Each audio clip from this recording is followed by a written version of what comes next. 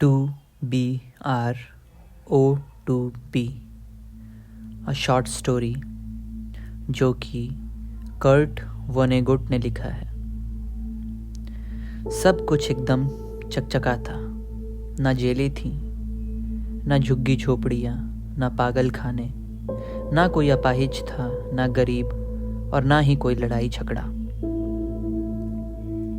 हर बीमारी का इलाज मिल चुका था, यहाँ तक कि बुढ़ापे का भी। अगर कोई एक्सीडेंट ना हो तो मौत अब सिर्फ उन लोगों के लिए थी जो अपनी मर्जी से मरना चाहते थे।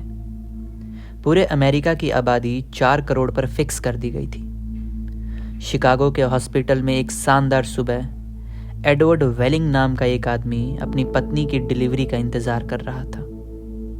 वह इंतजार करने वाला वहां अकेला ही व्यक्ति था, क्योंकि अब रोज रोज बच्चे पैदा नहीं होते थे।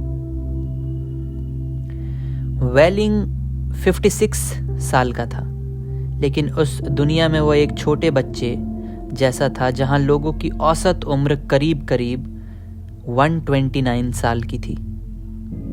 एक्सरे से पता चलता था कि उसकी पत्नी के एक साथ 3 बच्चे होने वाले थे। ये उसके पहले बच्चे थे। बेचारा वेलिंग कुर्सी पर सिर झुकाए बैठा था। वो इतना चुपचाप और बेजान सा लग रहा था कि शायद कोई उसे नोटिस भी ना करे।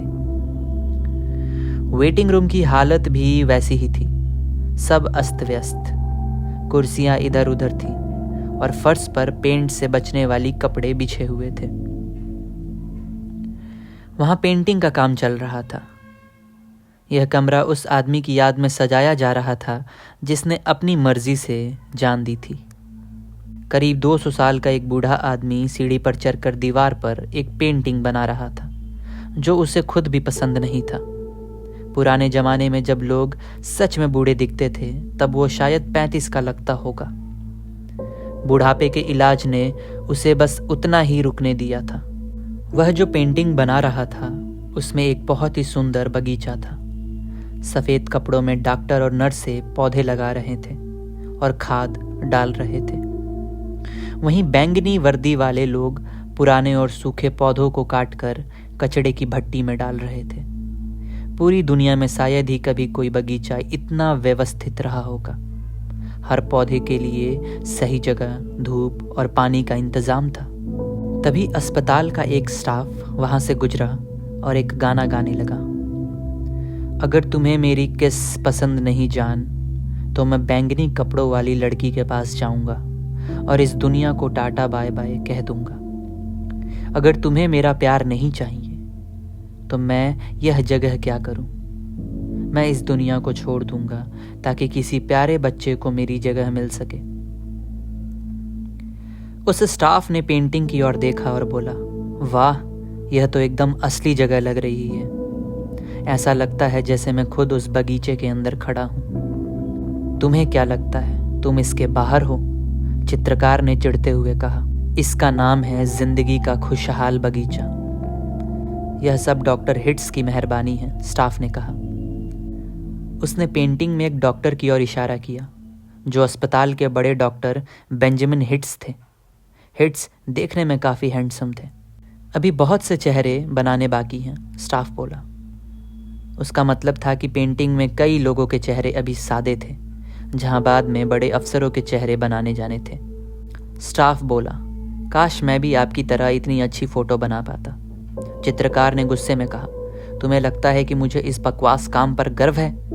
तुम्हें लगता है असल जिंदगी ऐसी दिखती है? तो आपके हिसाब से कैसी दिखती है? स्टाफ ने पूछा। चित्रकार ने नीचे बिछे गंदे पेंट वाले कपड़ों की ओर इशारा किया और बोला, असल जिंदगी वैसी है, उसे फ्रेम करा लो। वह इस पेंटिंग से कहीं ज्यादा सच होगी। अरे दादाजी, आप तो बड़े उदास रहते हैं, स्टाफ ने मजाक में कहा। तो क्या यह कोई गुनाह है? चित्रकार ने पलट कर पूछा। स्टाफ ने कंधे उचकाए और बोला, अगर आपको यह अच्छा नहीं लगता तो आप वह नंबर क्यों नहीं घुमा देते? उसने एक खास टेलीफोन नंबर की बात की, जो उन लोगों के लिए था जो मरना चाहते थे। वह नंबर था 2BRO2B, टू बी और नॉट टू बी, रहना है या नहीं रहना।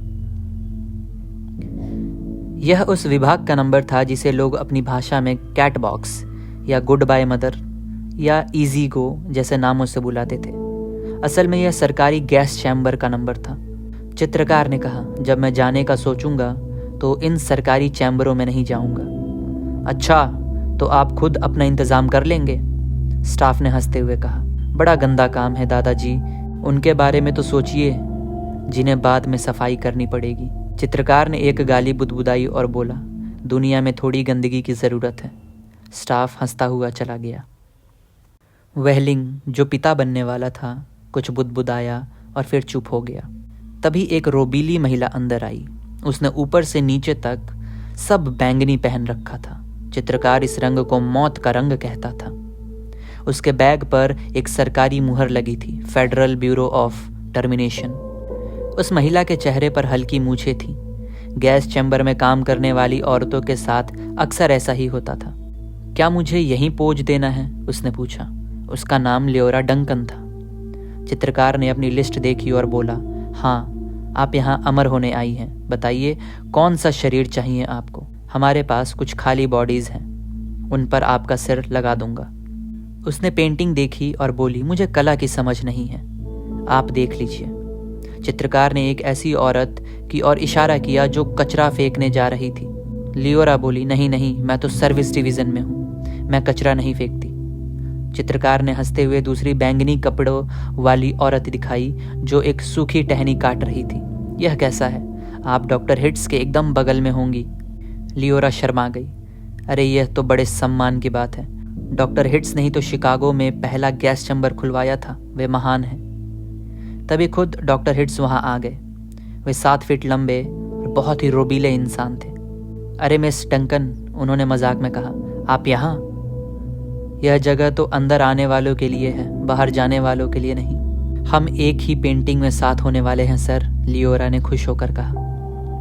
तभी डॉक्टर हिट्स ने बताया, पता है, अभी अभी 3 बच्चे पैदा हुए हैं। लियोरा हैरान रह गई। कानून के मुताबिक एक बच्चा तभी जिंदा रह सकता है जब कोई दूसरा आदमी अपनी जान देने के लिए तैयार हो। 3 बच्चों के लिए 3 लोगों का मरना जरूरी था। क्या उन्हें 3 लोग मिल गए? लियोरा ने पूछा। डॉक्टर हिट्स बोले, एक तो था, बाकी 2 का वो इंतजार कर रहे थे।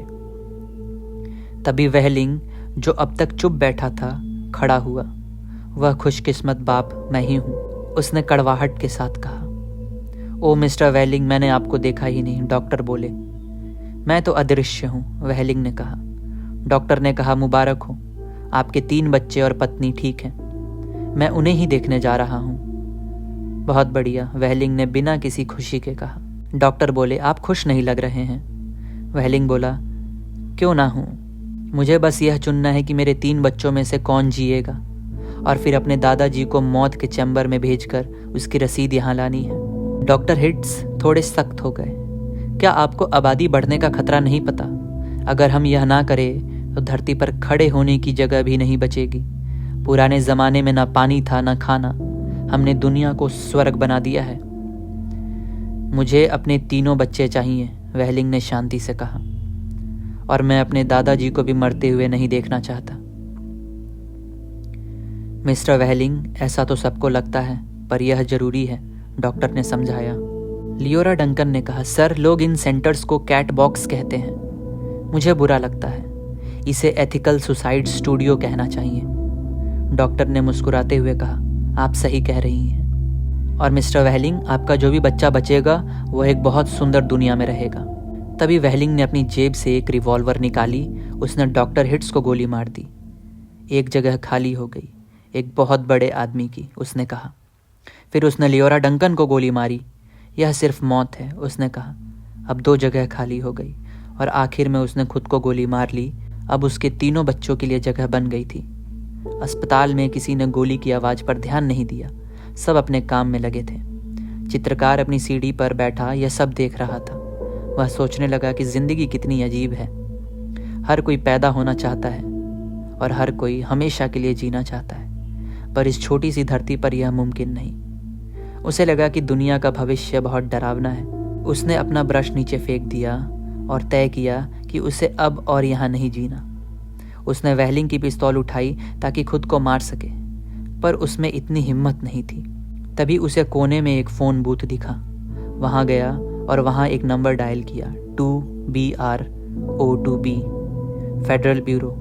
एक प्यारी सी आवाज़ आई। मुझे आज का अपॉइंटमेंट मिल सकता है? चित्रकार ने पूछा। हाँ सर, आज दोपहर को जगह है, शायद उससे पहले भी काम हो जाएगा। ठीक है, मेरा नाम लिख लीजिए, चित्रकार ने कहा। शुक्रिया सर, उस औरत ने कहा। आपका शहर, आपका देश और ये पूरी धरती आपकी शुक्रगुजार है। पर सबसे ज़्यादा शुक्रिया उन बच्चों की तरफ से जो आपकी वजह से इस दुनिया में आ पाएंगे।